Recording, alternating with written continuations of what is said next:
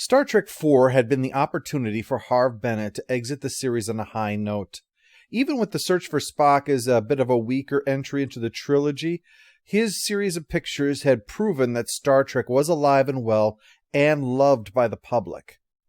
Instead, he was persuaded to stay on and work with Shatner on his sequel, Star Trek V: The Final Frontier. The purpose of this video is not to judge Star Trek V, but rather to be aware of its consequence. It did go up against some heavy-duty competition: Ghostbusters 2, Lethal Weapon 2, Indiana Jones and the Last Crusade, and Tim Burton's Batman. Yet the test screenings, along with critical reviews and box office returns, all presented a worrying sign. Even pairing it with Indiana Jones as a double feature did little to help, and Shatner feared that his film had killed the series. With the 25th anniversary approaching, though, Paramount decided to do another. Harve Bennett was approached, and his original concept for Star Trek VI was to get around the budgetary problem by not including most of the original cast, and limiting Shatner and Nimoy to very small roles. The problem with each sequel was that the actors needed to be paid more. And because Star Trek V had done so poorly for the first time since Star Trek II, they were going to be facing less of a budget than the previous film, not more. So Harve's idea was about the crew as cadets and showing how they had originally come together and then left, only to be reunited on the Enterprise, and would have shown the reason for certain things, like why Kirk never settled down, because the woman that he really loved was lost.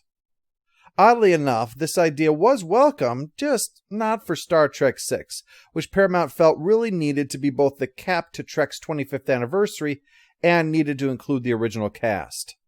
Well, with such a short time frame left and his idea off the table, Harve decided now was the time for him to exit. Thus, Leonard Nimoy, the man originally tempted back to the series only by the promise that his character would be killed off, now stepped up to be the producer of the latest film. He brought Nick Meyer back to again write and direct as he did for Star Trek II, although a great deal of the screenwriting would be done by Denny Martin Flynn. Nimoy told Meyer that what he wanted to do was have the wall come down in space, and the line, "Only Nixon could go to China." Meyer humorously decided to make this overt by having Nimoy himself say it as an old Vulcan proverb. In the year 2020, it is hard to recall the way things were during the Cold War, the normalcy of the threat of global nuclear war. People laughed at the Russian asking about nuclear vessels in 1986, and if you'd asked them if they thought the Berlin Wall would ever come down, they would probably have laughed. And if you said the Soviet Union would be gone in 5 years, they'd have thought you were mad. There was just this sense of permanence to it, that neither side would ever be willing to give in. We went from songs about facing nuclear war like 1999 and I Melt With You at the start of the 80s, to The Winds of Change and Right Here, Right Now at the end. The only thing more shocking than the change was how quickly it came. Yeah, there was glasnost and perestroika, but that had felt like a Soviet public relations development, not a hint of the end of the communist threat. To suddenly see Darth Vader collapse, his armored suit revealed to be empty. What happens when you have been trained your entire life to fight and fear dragons, only to learn the dragons are dead? This is what made this such an appropriate finale, a sort of a coda to the trilogy that we've been covering here, to take this to its final chapter and see the end. Because at this time, Francis Fukuyama had brought to everyone's mind the phrase, the end of history, and thus the appropriate idea in this film about a chapter finally coming to an end. This would be the last time we would see McCoy and Uhura, and the last time that we would see this group together. The intention was to have this moment give us a glimpse of them in action. The old crew would be assembled from the various things they'd be doing to crew the Enterprise one last time. Scotty would be banging his head against a wall trying to understand the cloak on the stolen bird of prey. Uhura would be hosting a talk radio show. Chekhov would be trying to defeat higher life forms with superior Russian chess strategies. McCoy would be surrounded by insufferable doctors. And Kirk would have been pulled from the arms and bedside of Carol Marcus from Star Trek II. While fun and exciting, the roundup scene would have been pricey, so Nick Meyer rejected it when the budget problems were brought up in order to have the money for the more essential parts of the film. This was how Star Trek II had even been able to be made after all.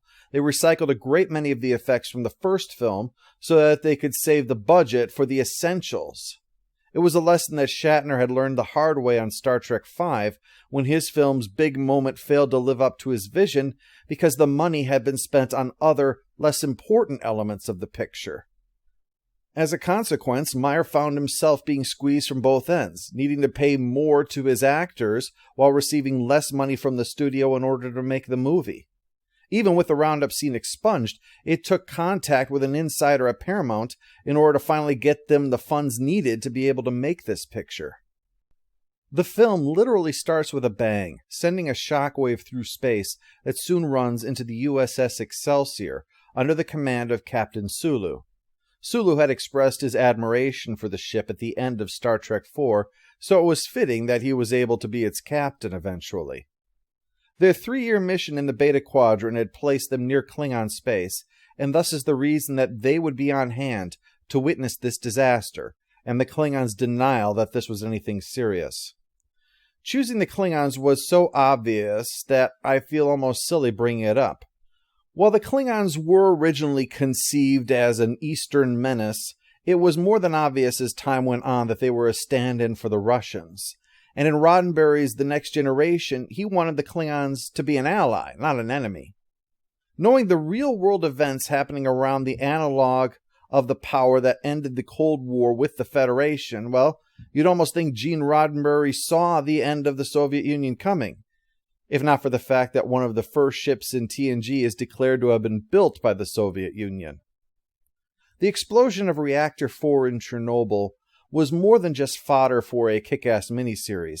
It is considered by many, including Gorbachev, to have rung in the death knell of the Soviet Union, that the sheer enormity of this blow to the national image would be their downfall.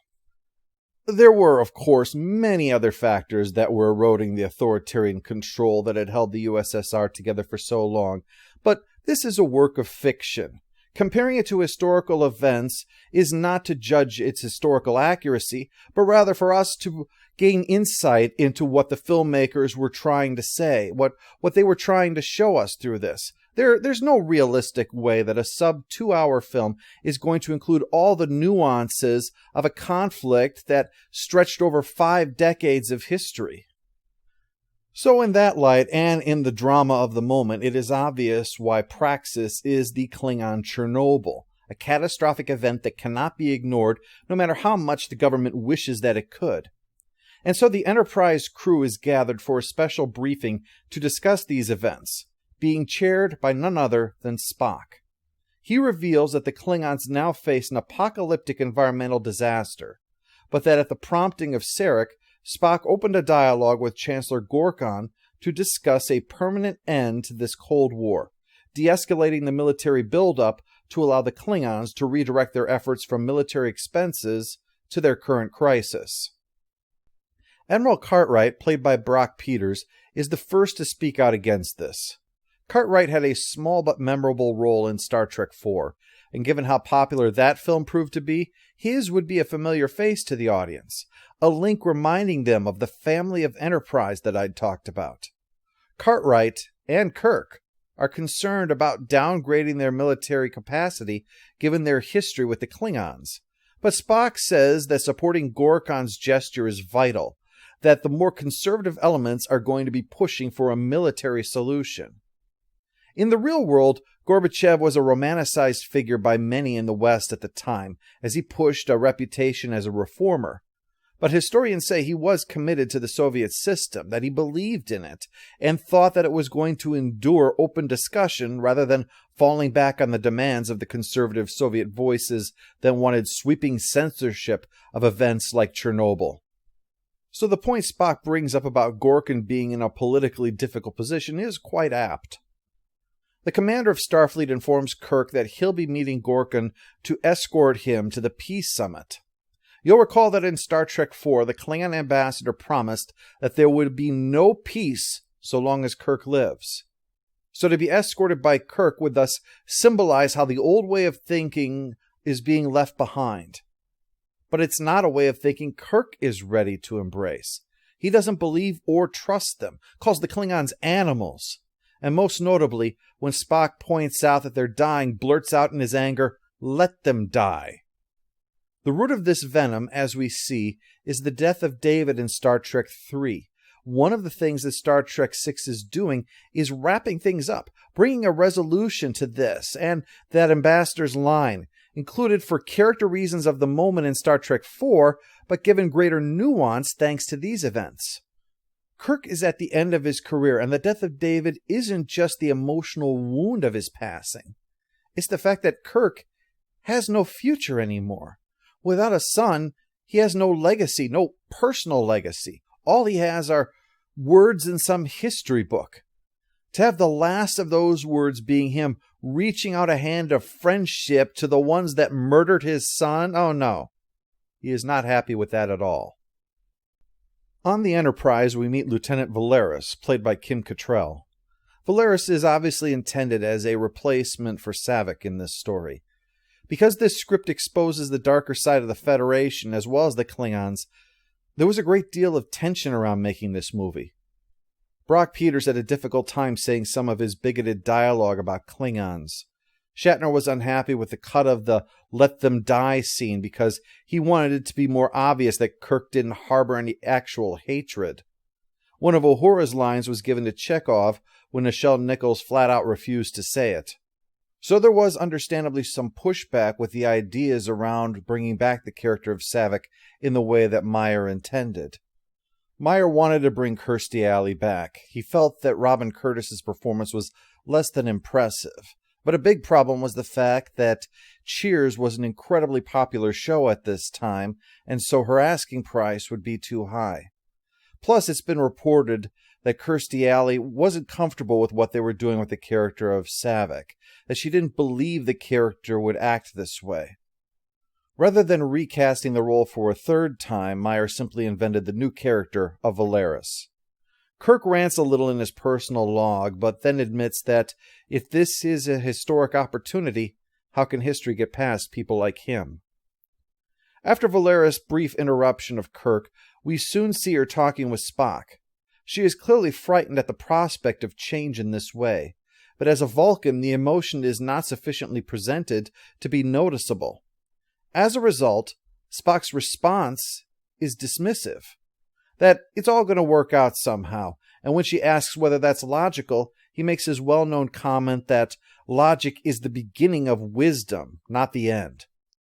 The scene works quite well in that when viewed originally, it's that the scene is about Spock, but when re-seen, you discover it's about Valeris. It's only visible in retrospect. Unaware of the problem, Spock brushes aside her concerns and gets down to the real business that he wants her to replace him as the first officer of the Enterprise, which she accepts because you can't get a more ringing endorsement than that. Kronos 1, a Klingon battlecruiser, soon arrives and allows us to at last meet Chancellor Gorkon, played by David Warner. Warner had appeared in Star Trek V as a human ambassador, but it's probable that his role as a villain in the previously discussed Time After Time played a role in his being cast here. He's joined by Christopher Plummer's General Chang, who is a cultured warrior, quoting literature, yet sporting a shaved head, save for a tiny ponytail, and his bolted-on eye patch. At a diplomatic dinner, Gorkon explains the title by referring to the future as the Undiscovered Country, although the Klingons annoy them with their insistence that Shakespeare was a Klingon. Chang clearly wishes to go further, though. He has spoken of his wish to meet Kirk, implying that he wished they'd done so in battle. And what we see in this film is that not fighting Kirk is Chang's greatest regret. And as a result, he will substitute words for weapons if need be. And with a little Romulan ale, Kirk is only too prepared to rise to the bait. With the meal a disaster, Kirk is eventually called to the bridge because of a bizarre neutron radiation surge. There's no explanation for it. But greater mysteries are soon the priority as a torpedo is fired at Kronos 1, soon followed by a second, disabling the Klingons' gravity. Scotty says that whatever seems to have happened, they didn't fire those torpedoes. All the torpedoes are still accounted for. And yet, 2 people in Starfleet pressure suits arrive on Kronos 1 and begin blasting Klingons.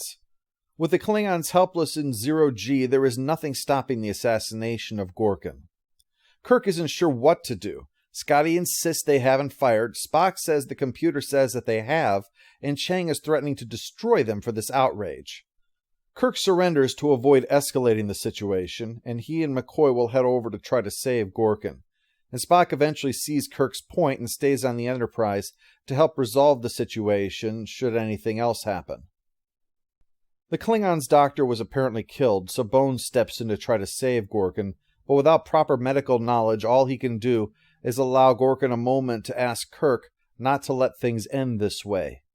Yet hope seems slim as Kirk and Bones are arrested even as they are standing over the Chancellor's still warm corpse, and Spock assumes command of the Enterprise, thus bringing Act 1 to a close, a mystery of how they both did and did not fire 2 torpedoes, and who those assassins actually were, and the serious threat that Kirk and McCoy now face thanks to these events. As if to add an exclamation point to this, the Klingon ambassador, the same one that said there would be no peace so long as Kirk lives, is the one to tell the new Federation president that they demand justice for the outrage of this act. The president is aghast at the idea of leaving Kirk and McCoy in the hands of the Klingons, but the Romulan ambassador and even Sarek agree that a trial is the only reasonable course, and the new chancellor, Gorkin's daughter, is willing to continue the peace process so long as the Federation not attempt to extradite or rescue Kirk. Kirk finds himself in what is clearly his worst nightmare as he sits in the center of hordes of Klingons who clearly want his head. Chang himself presents the case against them. As I said, Chang wants to fight Kirk, and no matter what the arena, even the courts, he is prepared to do so. Chang even repeats Adlai Stevenson's confrontation with the Soviet ambassador during the Cuban Missile Crisis, when he had said, "Yes or no? Don't wait for the translation. Yes or no." Do you deny being demoted for these charges? Don't wait for the translation! Answer me now! There are many political allusions because this is an inherently political affair. After all, today's politics is tomorrow's history. In some Western countries at the time, Gorbachev was more popularly viewed by some people than their political adversaries, despite the fact that he had nuclear weapons pointed at their country. It has been reported, and hotly debated, it has to be admitted, that the French president and the British prime minister were opposed to the fall of the Berlin Wall. They were opposed to the reuniting of Germany, despite the fact that the German chancellor was their military ally. Germany was their trading partner. But what they were fearful of, believe it or not, was a united Germany that declared neutrality. Better the comfort of the Soviet threat than the uncertainty of a united neutral Germany.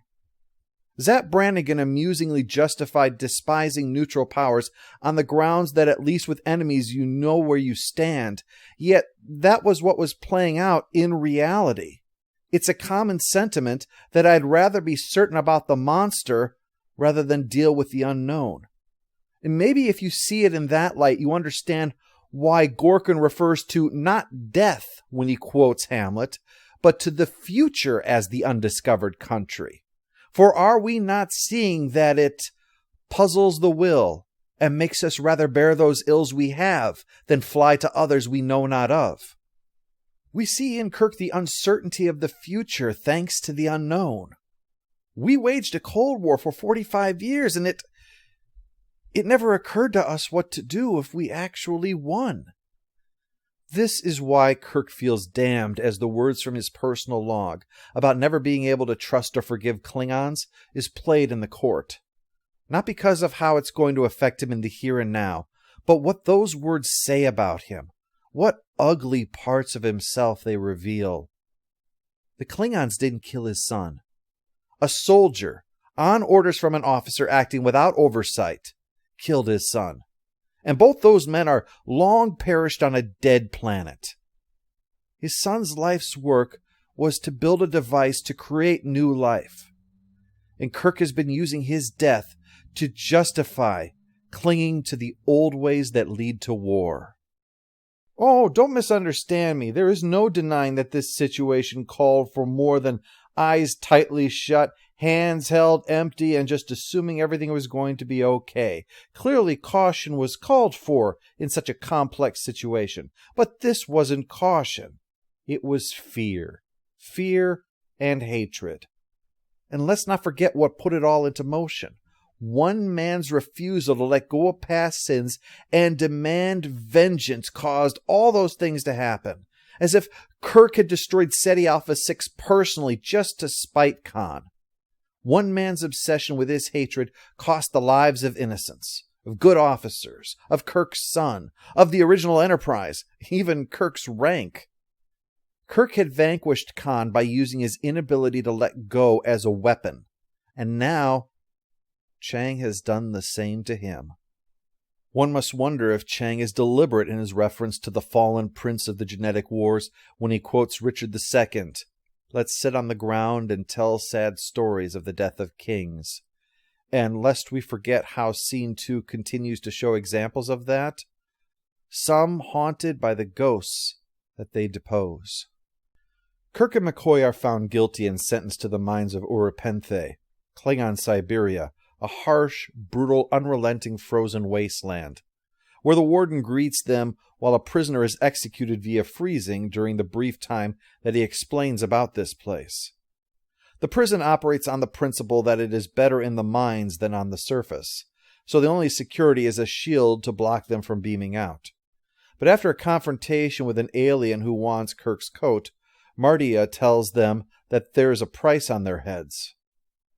Kirk confesses to Bones one night that he was so accustomed to hating Klingons that it had never occurred to him to take Gorkin at his word, to believe his enemy was finally ready to put his own sword down and walk away. The reason only Nixon could go to China was because only someone who demonstrated to everyone back home that he was opposed to communism could approach a communist country as a friend and be accepted. But the fact was, however much popular culture paints Nixon as a villain, he was smart enough to realize China was more valuable to the United States as a friend than as an enemy. Kirk was the one on the front line with the Klingons. They wanted his head. If Kirk extended the olive branch, it would mean something. Likewise, if Kirk were to assassinate the Klingon Chancellor, it would mean just as much in the opposite direction. In a scene that was cut from the theatrical version, although you might have seen it, Scotty visually accounts for every single photon torpedo. So even though it looks like the Enterprise fired, it couldn't have. Spock quotes Sherlock Holmes, concluding that if it's impossible for the Enterprise to have fired, someone else did, and if they weren't detected, they must have done so while cloaked. It would explain the neutron radiation, after all. But they must have an accomplice on board since the records were altered to make it look like Kirk fired. So some evidence must be here. Most likely the gravity boots are still on board. They couldn't have been left behind, and they couldn't be disposed of, as Valeris demonstrates dramatically when she pulls out a phaser and sets off the alarms. This gag is allowed to get further mileage because people keep coming in horror wondering who's been firing a phaser. These scenes incidentally help to illustrate why this Trek is back on the right path, as the characters are all playing to their strengths. Spock is the calm, logical leader, puzzling through the mystery bit by bit, eternally patient. Kirk is in the thick of things, fighting and scheming and staying ahead of his adversaries through cunning, prowess, and force of will. Bones is along for the ride, but continuing his role of cantankerous observer. And for the rest, they play their appropriate roles of support, but having their occasional moments too, like Scotty's rant about the bird of prey and the reality of their situation, or Uhura handling the comm unit in Klingon. Sulu has also slipped easily into the role of command of the Excelsior. While he still is ready to defer to his old superiors, he nevertheless handles his own ship with the manner of a seasoned leader. Given the film's position as the final one for the original crew, It helps elevate the clever yet subtly amusing script to the level needed for the final send-off that it is. Thanks to Sulu providing cover for the Enterprise with an outraged Starfleet command, the search for the boots is allowed to continue uninterrupted. They even expand to looking for uniforms now that Chekhov has found Klingon blood on board. This confirms that someone on the Enterprise did indeed commit the murder. But the boots are a dead end. They're found in the locker of someone who is physically incapable of fitting into them. Kirk and Bones soon begin their escape with Martia's help, who turns out to be a shapeshifter. Along the way, Kirk reveals that when Spock touched him on the shoulder before they went over to Kronos 1, he put a tracer on Kirk's back, which is how Spock knows that they're escaping and will need to be rescued soon. Uhura talks the Enterprise past the Klingon checkpoint, but they're going to have to hurry because Bones is on death's door from the sheer cold as they trek across the wilderness to try to get out from underneath the shield. The icy surface has a purplish hue to it, which is not surprising because the color purple is used frequently throughout this film, such as in the explosion or the color of the Klingon's blood.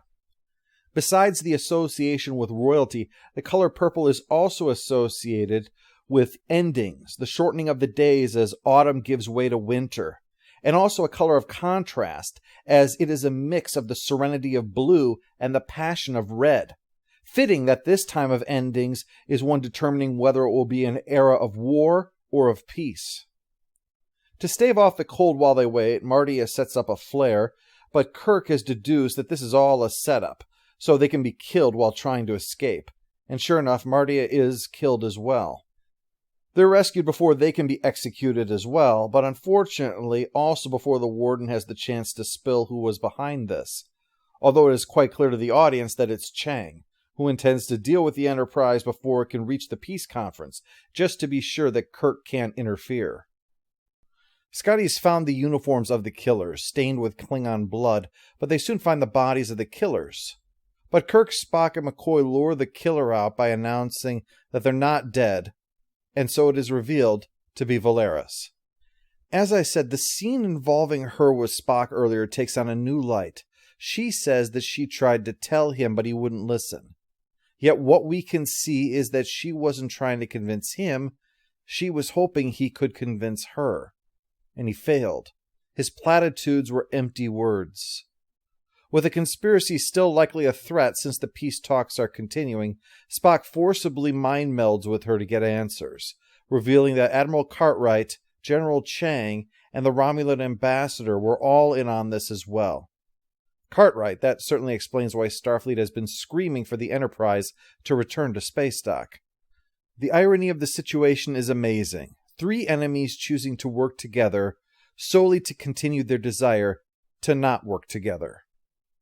Sulu provides the location of the conference to them, and as the 2 ships race to reach it in time, Kirk visits a Spock who is brooding over his arrogant presumption and of his failure to see through Valeris' deception, while Kirk admits that Gorkin had to die to wake him up to his own prejudice. Is it possible that we two, you and I, have grown so old and so inflexible that we have outlived our usefulness? This is the other half of the fear of change. Have those of us made in the world before become obsolete in the world after? Has it become something that we just don't belong in anymore? That's the irony around Gorbachev, after all. That less than 3 weeks after this film's release, he resigned because he was the leader of a country that had ceased to exist. We can outlive our usefulness, or we can adapt to changing circumstances, and Kirk and Spock have shown over the film to be capable of it, even if there is a sign of personal failings marring perfection. But to outlive usefulness? Oh no. As the film's climax indicates, that will not be a problem at all. When they reach Khitomer, Chang is waiting, taunting over the comm unit before beginning the battle. When the subtitles say that he says fire, what he says is actually takba takbe, which we heard at the dinner is to be or not to be. It's a fine little Easter egg there.